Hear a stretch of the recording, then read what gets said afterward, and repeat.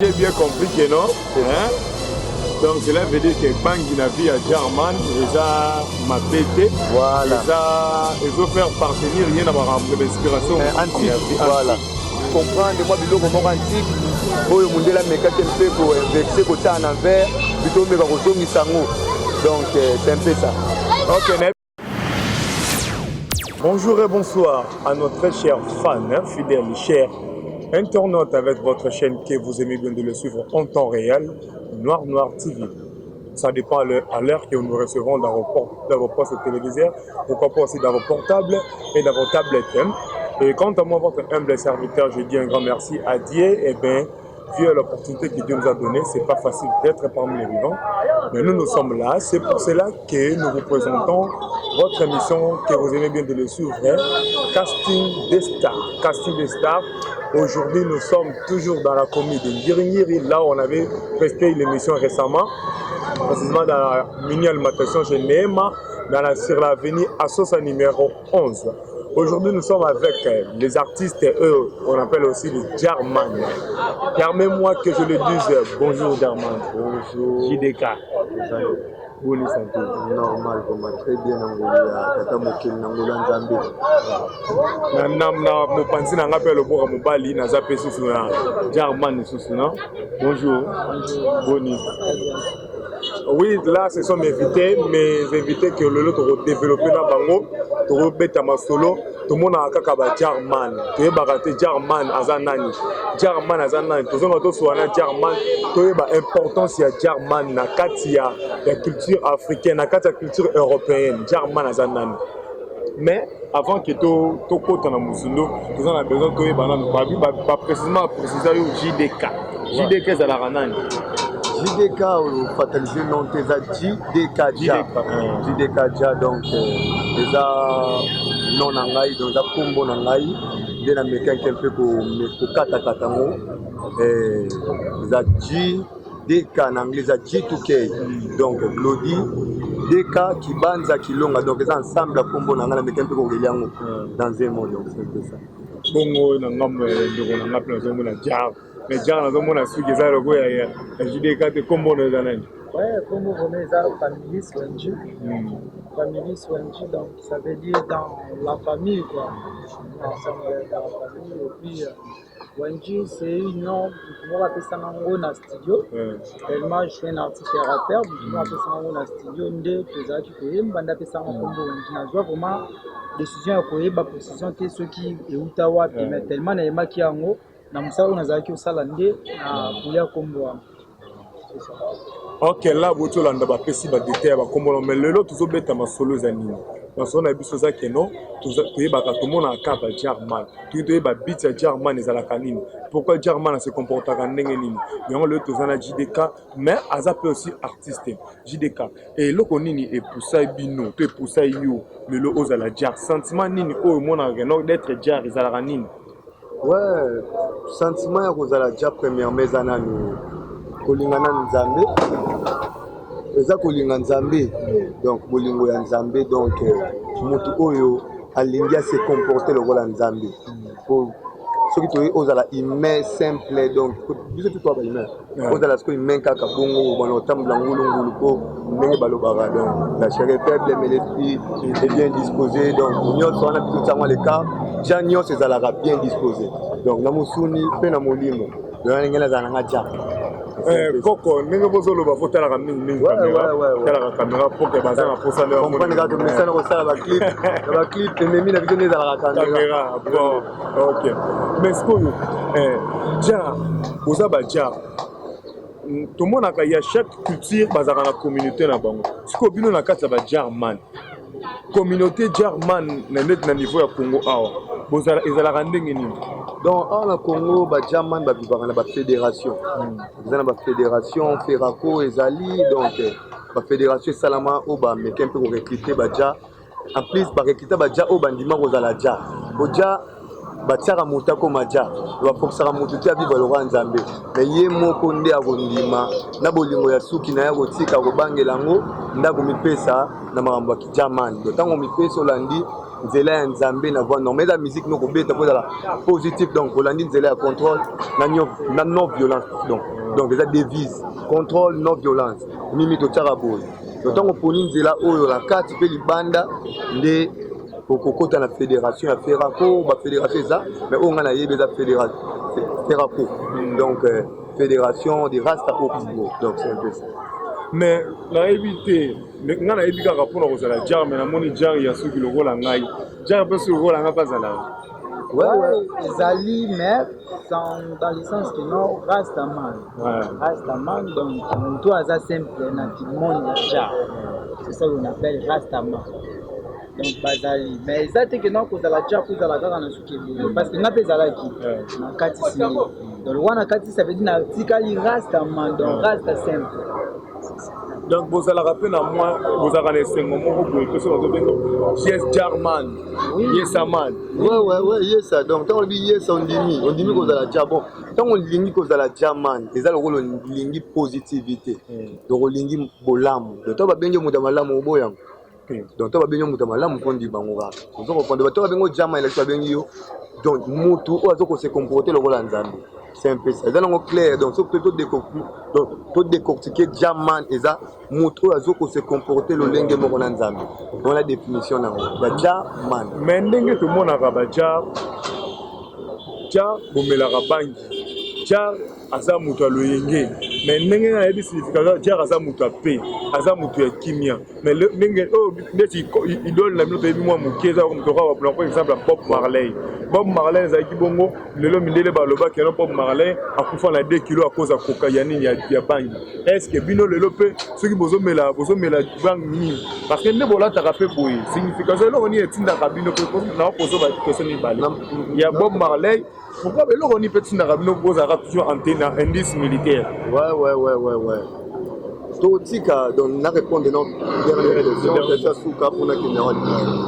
Donc kozala l'indice militaire eza signe oyo kozala tozala na révolution tozala na bitumba donc soki tolongoli oyo to changer bilamba c'est que mokili comme na positivité donc ezongi na nde toluka donc biso toluka mokili zonga na droitière pour univers eza en envers le monde eza ya kobaluka monde toza lelo yalaki boye te donc tio moto lati bilamba bitumba po tozobunda nde zonga normal et tozonga sina bilamba au bon donc ezalaka teni te donc teni oyo tomonaka esignifiera ke donc guerre donc bitumba ezolakisa ke bato moko boye bazobunda il faut comprendre que biso tobunda na sens minduki te mais sens moko moralement donc verbalement ba idée moko boye ya ko zongisa bato na idée donc biso to appliquer arme te mpona koboma bato à l'époque mpe ezalaka bongo te bitumba bansete babunda bitumba te to na minduki te banda kobunda na bandenge moko boye moral ya moto ezonga donc baprière baidée mundele ndambe kokotisa yango na bafaçon moko boye kolongola moninga po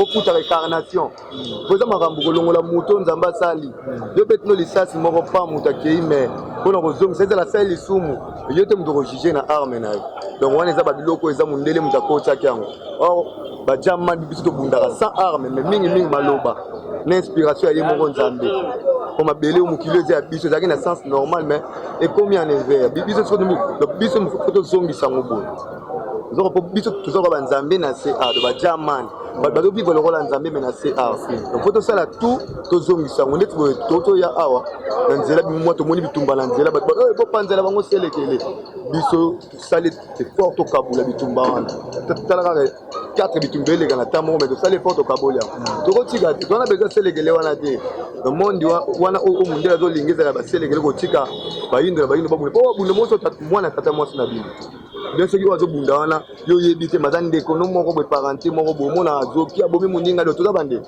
efo tolinga tozongisa monde ndenge ezala nde mondele moto akoma adekonkuta makambo azwi bafamille ya katikati yango boye famille élargie famille donc nyonso ezaka famille amba famille restreinte eza te élargie mpe ezala biso toza bayindo oui biso toza bayindo na makambo nyonso tu jideka azoloba eza bongo toza bongo te nayebi okokotela ndenge kaka parce que bino tukozala bino ya culture moko ape na tuni na mena tuna kaka Oui, normalement, ils ont bonné. Déjà, ils ont montré dans la culture africaine. Elle m'a dit que tout ça va tout dans la culture africaine. Tant qu'on y balait, baza ko sanga, tant que na désordre mobile. Yo le roi yoza nous a bantu. Faut que nous avons égalité. Ko kabula bango ko pesa bango parce que tout n'est tout ça famille. Même si c'est OK pas na bango moko ba blanc. Baza na attitude wana. So moni esika moko mundela za na faveur yo moyindo ye ba opesa faveur. Donc on prend bon peso pour faire. Sikoyo ngala tunaka pona nini ezala bajar. Ezala batafufam. Ezala l'église de noir. Bino kaka oyele akaka mundele ngo sala nini. Mundele pasa peka muto ko ngana yuti. Asa peka na makila. Mais ce que bino oyele botile mela akaka mundele. Oh non mundele mtaboma ba malai abimisa faux témoignage pona nini Bob Marley no mela diambe belé yonga kufa na 2 kilos. Bon mais quand on expliquer ba cher internet parce que ba comprendre que non. Ouais. L'utilité ya Bob Marley est-ce que c'est vrai ou faux? Ouais, wana na zongi ce que la première question. La salle bien donc obéta au moto. La première question ba débat makambo ya barasta avant pour qu'on ait d'abord on ba l'éclairage. On ba linga ba bimisa Bob Marley na identité wana. Donc bateau yo on peut ça faire un concert, pardon un conseil mbala mo konde na doloba. Donc Bob Marley baza ba prophète. Baza ba prophète. Donc tous on compte ba prophète. Donc ba yaki na évolution moko ba ndoko na éclairage moko bo ndela mona avant. Ayako mona ngo avant le bateau yo ba na makambo. Le temps où Mundela senti muta chiki suki. Comment ça Mundela leki ndenge to sala émission boy en plein air boy. Ceux qui Mundela zo leka boy. Amoni biso boda ba amonda ke bat moko da mutu sala ka bazawana. A leka coin. Eloko nini na yo sala pe. Donc da moni ke muta chiki suki ndeti ya tika suki. Alandi ba ordre nete ya kokata ba suki ndenga tinda ba. Moni lelo soki na poto ba l'action pasteur ya poto. Aza coiffeti. Na suki na soignant wa batele yango pona nyo sala ebe ki mais mangoni na évolution ndenge zo donc tant Bob nyoto ndenge moko le Bob Marley bango bazalo kwa ba icône bato yo donc ba prophète bato sengelaki batia évolution mundele ayiko kosala ba makambuke bakufa na ba ida diamba na bato ya diamba ne balobaka diamba legaki un peu belé et diminuer sur 12 kilos de bakosa ngana yo ka ngote bana ba vanti po yo mozo mona ba jeune bazo mela diamba lelo na ta auto za surtout na génération o ba leki même ba rasta même Bob Marley maintenant ba koma na 2 kilos donc na kuna yo ka te ngana ebite na côté diamba te maintenant na yo ka te jeune akufi bona diamba na biso ba meka mpe ko boma ba leader na kati te donc ba meko boma ba leader na biso pona ba idée moko boye banal pour ba meka mpe ko déstabiliser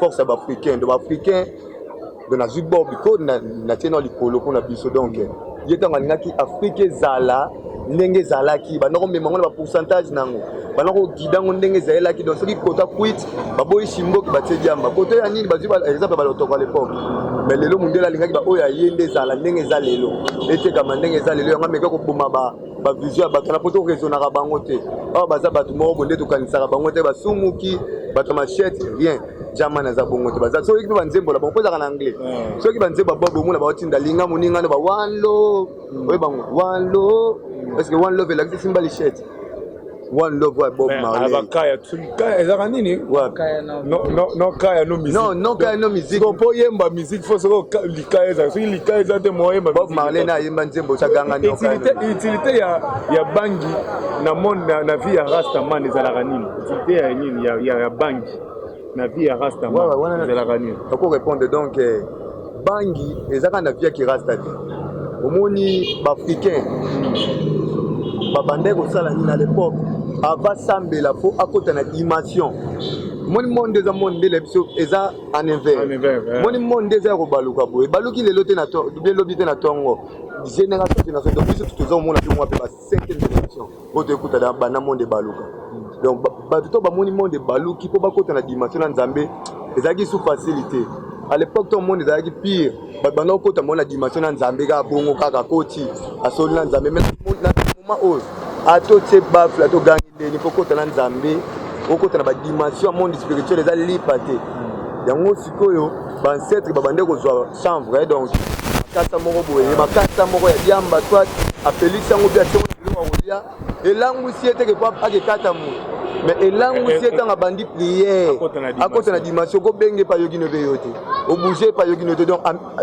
nakolo bandi assez cloné hein amikomisi mutu mususu donc ye moko amikomisi mutu mususu donc alangu epete yate ka langu yakendaka panti patron na mona pete do mona mutu alangu na diamba ke panti rien ezaka panti teza mutu amikotisi na monde moko boye spirituel parce que lelo vu que monde comme nango lelo donc eloko eza naturel ekokoma mpe surnaturel ekoma artificiel le diamba baye komema yango na basense moko boye moto ameli yango akende kata moto ameli yango akesala mabe donc bakoti yango na monde oyo donc badestructeur ya univers bamemi diamba na sense moko boye ayebima mpe kaka mabe or diamba bamela yango bimelela te ntango omela yango oza na baconcentration même si batana tout le monde me diamba bina concentré azo concentré donc eza mpona bajete mais so moni muso ameli yango ka bimela ndeti bob na zongo na mopanzi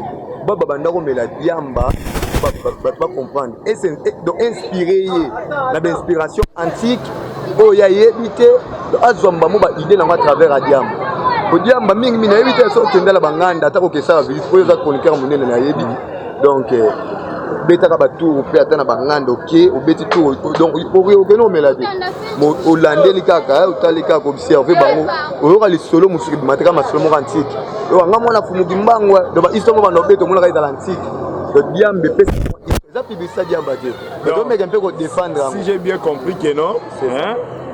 Donc cela veut dire que bangi na vie à German eza mabete voilà ils ont faire partenir rien à l'inspiration antique voilà donc oyo ba mindele ba meka ko peut ça témoigner ko petit témoignage à Bob Marley et qui nango bongo te. On vous rappelle que nous sommes ici dans Dengiringi précisément sur l'avenue Assosa numéro 11 mini boutique alimentation Nema donc bajour yo tout gérant Ndombe babia ya maraba bien awa za kitoko et toutes mes salutations à mon boss le maître avatar noir dans le BND patron Nangaï Mpotala Rabisu bien Bouezala et grand merci aussi à mon réalisateur PVD Domboza m'a 10 000 km à filmer et naïbi que vous êtes à ma solo naïbi que nasana ba jar mais baza aussi ba artiste toujours bien taper sur moi ma solo ndambo parce que baza fait na carrière musicale na bango basalaka et puis tous autres comme sous na pour quelques questions ba jar pour que tu chiter l'émission na biso donc naïbi que baza à la niveau king ba yo ba maza ba ko ba clip ba ko ça fait clip donc aussi bango mona baza tout le temps tenu faut to bien taper nous ma solo et d'être un artiste c'est que style musical na mino beta ba reggae tonine ouais German abetaka ndulu eza positif donc German abetaka reggae mingi donc yango koko lapi baloba non body stop reggae music donc reggae ezalaka reggae etikala reggae banda banseke babanda ezalaka reggae mpona minute oyo nano miziki oyo eza positif à part reggae na minute oyo eza te mais soki ezali ke ye na moment oyo biso tokoya kaka na miziki oyo ya lelo oyo eza positif oyo ezongisa bato lelo olelo komi kaka bamiziki moko oyo oyebi kaka kindi bawana te donc reggae tibanda etikala bongo yango tolandaka tozaka na ligne ya reggae ligne ya reggae musique tobeta tokosala single titre nango ezalaki donc Ying Yang donc Ying Yang oyo elakisi moi bien moi faux donc na mwa lingala motu fo azala 50% donc atoza mabe ndenge nini mais faut luka pe malamu donc ekota non yes man j'espère que nous batala rapidement ouais ndeka na bena mesana donc bampangi to ba comprendre biso ba bien ko ba comprendre de la mesana dans monde média donc principe eza okima idée bon comprendre ça donc ndenge na utoloba album eza Ying Yang ebimaki déjà donc eza pardon eza single eza na kati album ya Ja Illumination donc tango sala single moko ya Ying Yang donc ba support na ko zala mwanda ouais nyonso ezali déjà ezali donc toto si ça coûte dernier tournage ezalaki lobby le ezalaki moi ben cher nyonso déjà sili donc olinga déjà to banda promotion on a kine donc po biso to évolue mingi na Congo central na Mbanzangungu. Donc Congo central presque nyonso bayebi déjà makambo ndenge ezokende la part na Léo nani bayebi te na sepe na niveau internet bampanga ebele déjà bakocomprendre apres bakosala baflash ya mwa biloko eza biloko eza positif to banzembo oyo bakocomprendre mwa biloko moko antique oyo mundele amekaki mpe koinvexe kotia na envers bito omeka kozongisa yango. Donc c'est un peu ça. Ok, net. Alokolo Nzambe sunganga, alokolo Nzambe sunganga tomoni photo ya Yesu, tomoni photo ya Angelu, tomoni nana nisusu na kati wana na Pharaon. Et mais quand on peut expliquer biso na kati wana et pourquoi babilo bino bokwara na mindele te mais Jésus Christ ndenge bino ba indo bolobaka Jésus Christ bon ngapela za moindo ndenge do bino na kitsa bolobaka Jésus Christ za mondele boni boli tomoni su na kati ya nzembo boli bo inspirer bi kotangela soni na kati wana. Donc premièrement naza musicien Jaman. Donc la musique nanu ozalaka indépendant. D'autant ozoyemba ozana opinion ni politique ni religieuse. Ozana opinion morote. Donc ngato na yemba na musique nazana opinion morote. Nazara chrétien nazara pour nazana besoin mutu nyonso ayokanga. Nazana besoin chrétien ayokanga musulman ayokanga mutu ayokanga. Mais ce qui est inséré ba image na bimisa ekombote ya Yesu. Mais na otanga nzambe ka mingi. Inséré image ya Yesu pour zaper religion pour biso tout babata biso na kombo ya Yesu. Nous dit que ba invexa monde lelo te. Ce qui te kala donc avant ba koko na biso ba meka da kotangisa bango kombo ya Yesu depuis. Donc biso pe ata to na ba kombo mususu après to bandaka na guide kaka ndenge bango basaelaki eza lokola mutu mo ba koti prison. Donc yo ba koti prison sali 500 ans na prison. Obimi okotaki na lipapa obimi okuti kete est-ce que là ta lipapa obandaka na kete oyo kuti wana donc obaina na wana ale soki yo oya siko na idée no oyo moni prezala ndoko chasi ba tozana na mode moko ya ba chrétien te mais tozana mode moko bonani o mindele ba tikela biso musicien za éducateur en masse. Voilà, az éducateur en masse azana opinion te musicien azala na opinion ni politique ni religieuse azana opinion moko te musicien yemba azapi donc azapi na parti pris mon côté. Donc musicien yemba donc la musique na yembela mutu tout.